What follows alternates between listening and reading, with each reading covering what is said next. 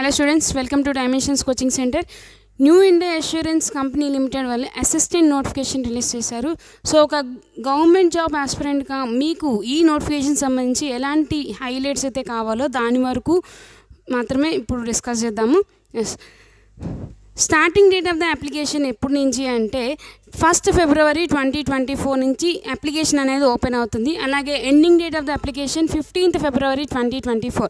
And ఇక్కడ స్పెసిఫిక్గా మీకు ప్రిలిమ్స్ ఎగ్జామ్ డేట్ ఎప్పుడు అనేది కూడా మెన్షన్ చేస్తారు, which is 2nd March 2024 Saturday. That is Saturday మీకు ఎగ్జామ్ ఉంటుంది 2nd March 2024. ఇప్పుడు దాకా చేసిన నోటిఫికేషన్స్ ఏ అయినా సరే టెంటేటివ్ డేట్స్ అని ఇచ్చేసేవాళ్ళు, కానీ దీనికి స్పెసిఫిక్గా మెన్షన్ చేశారు 2nd March 2024 అని. అలాగే మెయిన్స్ ఎగ్జామినేషన్కి వచ్చేవాడికి వాళ్ళు క్లియర్గా ఇచ్చారు టు బీ ఇంటిమేటెడ్ అని, తర్వాత చెప్తాము దాని గురించి సంబంధించి. బట్ ప్రిలిమ్స్ అయితే మాత్రం 2nd March 2024 జరుగుతుంది. Okay, so starting date of the application అలాగే ending date of the application అనేది చాలా ఇంపార్టెంట్. అలాగే ఏజ్ వచ్చేటప్పటికి 21 years మినిమం ఉండాలి, మ్యాక్సిమం వచ్చేటికి 30 years. అండ్ ఈ కౌంట్ అనేది ఎక్కడి నుంచి చేసుకోవాలంటే 1st January 2024 నుంచి మీరు చూసుకోవాలండి. ఈ డేట్ టైంకి మీరు 21 years నుంచి 30 years లోపు ఉండాలి. ఓకే, వాళ్ళ మీ ఏజ్ అనేది. అలాగే అప్లికేషన్ ఫీజు వచ్చేటికి జనరల్ అండ్ ఓబీసీ వాళ్ళకైతే 850 rupees, and SC ST physically handicap వాళ్ళకైతే 100 రూపీస్. ఇక్కడ నేను ఏజ్ లిమిట్ గురించి మాత్రమే చెప్పాను. ఏజ్ రిలాక్సేషన్స్ వచ్చేవాడికి ఓబీసీ వాళ్ళకి 3 years, అలాగే ex service మ్యాన్కి 3 years, SC ST వాళ్ళకైతే 5 years, PWD వాళ్ళకి 10 years ఇలా ఉంటాయి. ప్రతి నోటిఫికేషన్లోనే ఇది కామన్ అని చెప్పి వాటిని మేము చెప్పట్లేదు అంతేను. ఓకే, నా వేకెన్సీస్కి వచ్చేద్దాం. Unreserved category that is general category వాళ్ళకైతే 149 ఉన్నాయి. UWS ఎకనామికల్లీ వీకర్ సెక్షన్ వీళ్ళకి సపరేట్గా 30 వేకెన్సీస్ అదే. నెక్స్ట్ ఓబీసీ వాళ్ళకి 10 అండ్ SC వాళ్ళకి 68, 43 వేకెన్సీస్ ఫర్ SC. మొత్తం ఓవరాల్ మీద 300 వేకెన్సీస్ ఉన్నాయండి, 300 వేకెన్సీస్. అలాగే మీకు ఏ స్టేట్కి సంబంధించి ఎక్కువ వేకెన్సీస్ ఉన్నాయనుకుంటే మహారాష్ట్రకి ఎక్కువ వేకెన్సీస్ ఉన్నాయి, విచ్ ఇస్ 80+ ఉన్నాయండి నోటిఫికేషన్స్ దానికి సంబంధించి. ఆ పర్టికులర్ స్టేట్లో 80+ మన వేకెన్సీస్ అయితే ఉన్నాయి. నెక్స్ట్ వచ్చేటికి తమిళనాడులో ఉంది. ఆ తర్వాత మన తెలుగు రాష్ట్రాల్లో వచ్చేటికి that is AP and Telangana వచ్చేటికి 6 వేకెన్సీస్ మాత్రమే ఉన్నాయి. ఓకే, నౌ నెక్స్ట్ క్వాలిఫికేషన్ ఏంటి అంటే any graduate can apply for this post.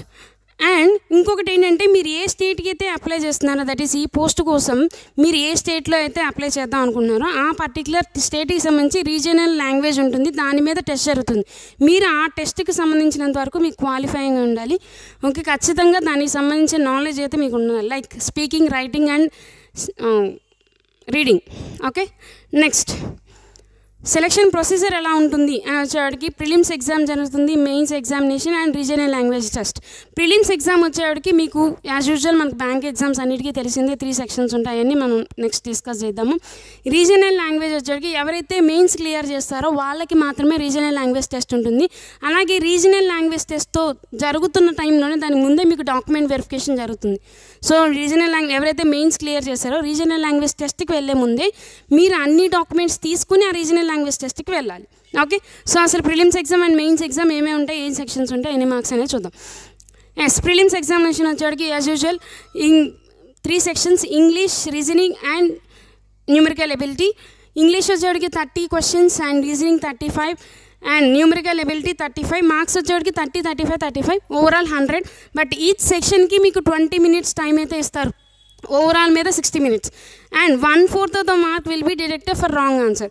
Wrong ఆన్సర్కి 1/4 ఆఫ్ ద మార్క్ అనే చేస్తారు. ఇక్కడ క్లియర్గా మెన్షన్ చేశారు, ప్రిలిమ్స్కైనా మెయిన్స్కైనా ఇదే 1/4 of the mark to that question. ఆ క్వశ్చన్కి మీకు ఎంతైతే మార్క్ అలాట్ చేశారో దానిలో 1/4 అనేది డిడక్ట్ చేస్తారు మీరు రాంగ్ పెడితే. కరెక్ట్ పెడితే 1 మార్క్. ప్రిలిమ్స్కి అయితే, మెయిన్స్కి వేరే స్కోర్ ఉంది, అదేంటనే చెప్దాం. ఎస్, మెయిన్స్కి వచ్చేటికి ఎన్ని సెక్షన్స్ ఉన్నాయంటే 5 sections ఉన్నాయి. English, reasoning, quant and computer knowledge, general awareness 5 sections ఉన్నాయి.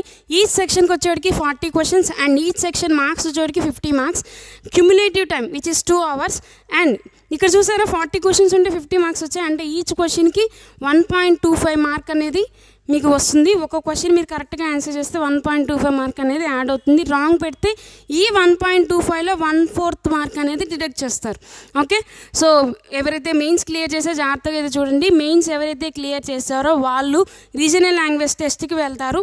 అప్పుడే మీకు డాక్యుమెంట్ వెరిఫికేషన్ కూడా జరుగుతుంది. ఎవరైతే అన్ని డాక్యుమెంట్స్ సబ్మిట్ చేస్తారో వాళ్ళకి మాత్రమే రీజనల్ లాంగ్వేజ్ టెస్ట్ రాయడానికి ఎలిజిబిలిటీ ఉంటుంది. అలాగే ఆ రీజనల్ లాంగ్వేజ్ టెస్ట్ అనేది జస్ట్ క్వాలిఫైయింగ్ నేచరే. మీకు మెయిన్స్ వచ్చే ఈ మెయిన్స్ స్కోర్ ఒక్కటి మాత్రమే కన్సిడర్ చేస్తారు.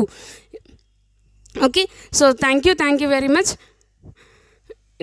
అండ్ డైమెన్షన్స్ కోచింగ్ సెంటర్కి సంబంధించి ఏమైనా నోటిఫికేషన్స్ ఇట్లాంటివి ఏమైనా ఉంటే మన వెబ్సైట్ ఉంది, దట్ ఈస్ www.dimensionscoachingcenter.com.